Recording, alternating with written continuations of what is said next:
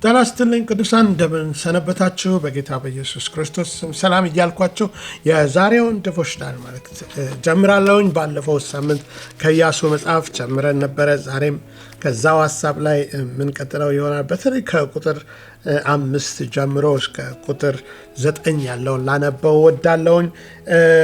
በሕይወትህም ዕድሜ ሁሉ ማንም አይቋቋምህም። ከሙሴ ጋር እንደሆንኩ እንዲሁ ከአንተ ጋር እሆናለሁ። አልጥልህም፣ አልተውህም። ለአባቶቻቸው እሰጣችኋለሁ ብዬ የማልኩላቸው ምድር ለዚህ ሕዝብ ታወርሳለህና ጽና፣ አይዞህ። ነገር ግን ጽና፣ እጅግ በርታ። ባሪያዬ ሙሴ ያዘዘህን ሕግ ሁሉ ጠብቅ አድርገው፣ በምትሄድበትም ሁሉ እንዲከናወንልህ ወደ ቀኝም ወደ ግራም አትበል። የዚህ ሕግ መጽሐፍ ከአፍህ አይለይ፣ ነገር ግን የተጻፈበትን ሁሉ ትጠብቅና ታደርግ ዘንድ በቀንም በሌሊት አሰላስለው። በዚያን ጊዜም መንገድ ይቀናልሃል፣ ይከናወንልሃልም። በምትሄድበትም ሁሉ አምላክ እግዚአብሔር ከአንተ ጋር ነውና ጽና፣ አይዞ፣ አትፍራ፣ አትደንግጥ ብዬ አልነገርኩህምን? አሜን። እግዚአብሔር ከአሁን በፊት እንደተናገረው ነው የሚነግረን። በእርግጥ ትልቅ ኃላፊነት ነው። ሙሴ ተስፋ የሚያደርገው እስካሁን ድረስ የእሱን ትእዛዝ የሙሴን ትእዛዝ የተቀበለ የሚንቀሳቀሰው ኢያሱ አሁን ለራሱ ብቻ አይደለም፣ ይህን ህዝብ ሁሉ ወዴት እንደሚሄድ ምን አይነት የሚያደርጋቸው ውሳኔዎች ሁሉ ለህዝቡም ስኬት ውድቀትም ወሳኝነት ስላላቸው ያስፈራል፣ ያስደነግጣል። ግን እግዚአብሔር አንድ ነገር አለው። እኔ ከሙሴ ጋር እንደነበርኩ ከአንተ ጋር እሆናለሁ። ይሄ እዚህ ጋር አሁን ሚስጥሩ እዚህ ጋር ነው። ጌታ ኢየሱስ ክርስቶስ ሲናገር በማቴዎስ ወንጌል ላይ እስከ ዓለም ፍጻሜ ድረስ እነሆ እኔ ከእናንተ ጋር ነኝ አለ እና ደቀ መዛሙርቱን በላካቸው ጊዜ ሂዱና ወንጌልን ስበኩ፣ አሕዛብን በአብ በወልድ በመንፈስ ቅዱስ ስም እያጠመቃችኋቸው ደቀ መዛሙርቴ አድርጓቸው፣ ያዘዝኳችሁን ሁሉ እንዲጠብቁ እያደረጋችኋቸው፣ እያስተማራችኋቸው። ስለዚህ ደቀ መዛሙርቱ ወጥተው ያስተምሩ ነበረ፣ ያጠምቁ ነበረ፣ የጌታን ቃል ይሰብኩ ነበረ። ጌታም ከነሱ ጋር አብሮ በሚከተሉት ምልክቶች ተአምራት ያደርግ ነበር። ኤግዛክትሊ እግዚአብሔር ለኢያሱ ያለው እኔ ከአንተ ጋር ከሙሴ ጋር እንደነበርኩ ሲል ልክ በሙሴ ጊዜ እንዳደረግኩት አይነት ታምራት ተመሳሳይ ላይሆን ይችላል፣ ግን አንተም ታምራት ሲያስፈልግህ ከሙሴ ጋር እንደነበርኩ ለአንተም ታምራት አደርጋለሁ እያለው ነው። ይሄ አስገራሚ ነው ወገኖቼ። እናንተ የሚያስፈልጋችሁ ታምራትን የሚያስፈልገኝ ታምራት ላይሆን ይችል ይሆናል።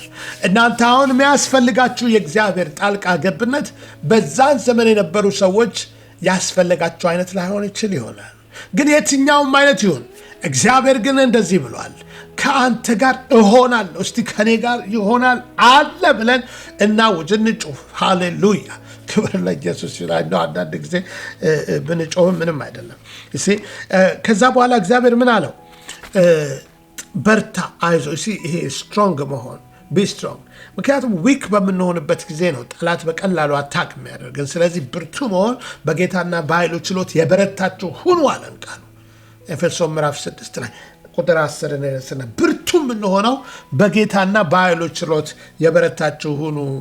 የዛን ጊዜ ነው መንፈሳዊ ውጊያን መዋጋት የምንችለው። ያለዛ በመንፈሳዊ ውጊያ ሽንፈት ውስጥ እንገባለን ማለት ነው። ብርቱ ስንሆን ማመስገን እንጀምራለን። ብርቱ ስንሆን ቃሉን መናገር እንችላለን። ብርቱ ስንሆን እንጸልያለን። ያን ደግሞ ሰይጣን አይፈልገውም። ምክንያቱም እዛ ጋር ቁልፍ፣ የድላችን ቁልፍ እዛ ጋር ስላለ ማለት ነው። እግዚአብሔር ያ ብቻ አይደለም፣ ለኢያሱም እንዳለው የዚህን ሕግ ቃል ትጠብቅ ዘንድ ብርታት ያስፈልገው እንደ ቃሉ መኖር። ኢያሱ ሙሴ ብቻ የተናገረውን ነገር ሊሆን ይችላል። እኛ ግን ከኢያሱ በኋላ ኢየሱስ መጣ፣ ደቀ መዛሙርቱ ያስተማሩት አላሚ መሃት ነገር አለ የተሰጠን። እነዛን ሁሉ እንጠቀምባቸው ዘንድ ብርቱ መሆን አስፈላጊ ነው ማለት ነው። ስለዚህ እግዚአብሔር ኢያሱን ያ ብቻ አይደለም፣ በቀንም በሌሊትም የዚህን ሕግ መጽሐፍ አሰላስለዋለሁ።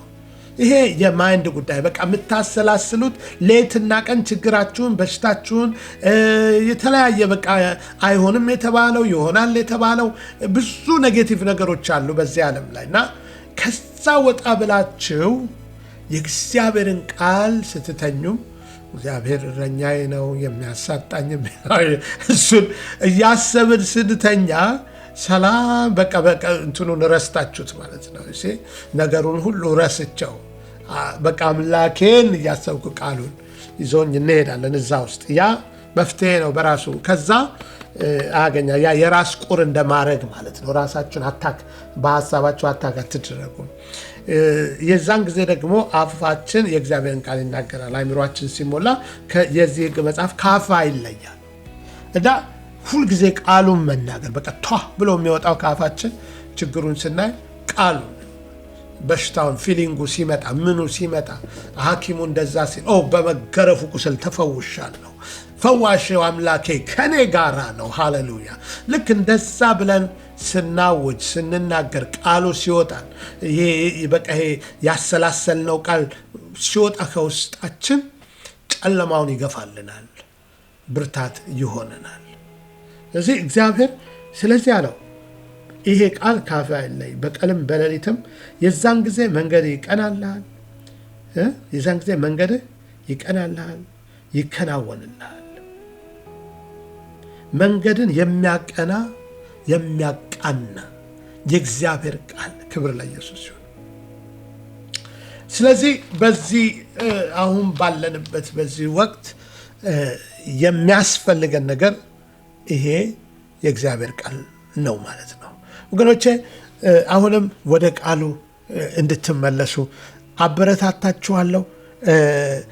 ለኢያሱ የተናገረው ቃል ይሄ ቃል አሜን ብለን ወስደነው እኛም ከቆምንበት በእኛም ህይወት ሲሰራ የምናየው ፊክሽን ያልሆነው የእግዚአብሔር ቃል የሚሰራ ነው ተብሎ የተጻፈው ከሁለት አፍ ካለው ሰይፍ ይልቅ የሚሰራ ነው ይላል። ያለዛ ቃሉን ማናሰላስል ከሆነ ዊክ ስንሆን እንደው የስም ብቻ ክርስቲያን እንሆናለን።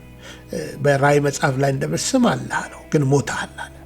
እሺ ስም ብቻ ኖሮን የሞትን ከመሆን ደግሞ እግዚአብሔርም አይደሰትበትም። በዛ ለኛም ቢሆን ደስታ አይሰጠንም። ስለዚህ ስም ብቻ አይደለም ህይወቱም ያለን ሰዎች ልንሆን በዛ ህይወት ሙሉ ክርስቶስን የሚያስደስተውን ህይወት ኖረን ለማለፍ ክብር ለኢየሱስ ይሁን። ለዛ ነው ብርታት ያስፈለገው፣ ለዛ ነው ጠንካራ መሆን ያስፈለገው፣ ለሌላ ነገር አይደለም። ያንን ሲሆን ጌታን ደስ ማሰኘት ከሁሉ በላይ ትልቅ ነገር ነው። ክብር ለኢየሱስ ይሁን። አይ ሆፕ ይሄ ቃል እንደባረካችሁ ተስፋ አደርጋለሁ። ምናልባት ኢየሱስ ክርስቶስን ገና አልተቀበልኩም ለምትሉ አጭር ጸሎት ጸልያችሁ ወደ ህይወታችሁ እንዲገባና ከዛ ህይወታችሁን በእግዚአብሔር ቃል መምራት ትችላላችሁ። ጌታ ኢየሱስ ና ወደ ህይወቴ ግባ በሉት። ኃጢአቴን ሁሉ ይቅር በለኝ፣ ባፈሰስከውም ደም እጠበኝ። በዚህ ሰዓት አንተ እውነተኛ ዳኝ እንደሆንክ አምናለሁ። ወደ ህይወቴ ስለመጣ ስላዳንከኝ አመሰግናለሁ። በኢየሱስ ስም አሜን። ይህን ጸሎት ጸልያችሁ ከሆነ በእርግጥ ክርስቶስ ወደ እናንተ ህይወት እንደመጣ አምናለሁ። እግዚአብሔር ሆይ ይህን ቃልን የሰሙትን እህቶቼን ወንድሞቼን ሁሉ እንድትባረካቸው በቀንም በሌሊትም ይህንን ቃልህን በማሰላሰል ከአፋቸው የሚወጣው ቃልህ ጨለማቸውን ይገፋ ዘንድ ከነሱም ያርቀው ዘንድ በኢየሱስ ስም ጸልያለሁ። የታመሙትን ሁሉ በኢየሱስ ስም እንድትፈውስ በሽታ ሁሉ ከላያቸው ላይ በኢየሱስ ክርስቶስ ስም የተወገደ እንዲሆን ጸልያለሁ። የዘላለም አምላክ እግዚአብሔር ሆይ እናመሰግናለን። አንተ መልካም አምላክ ነህ።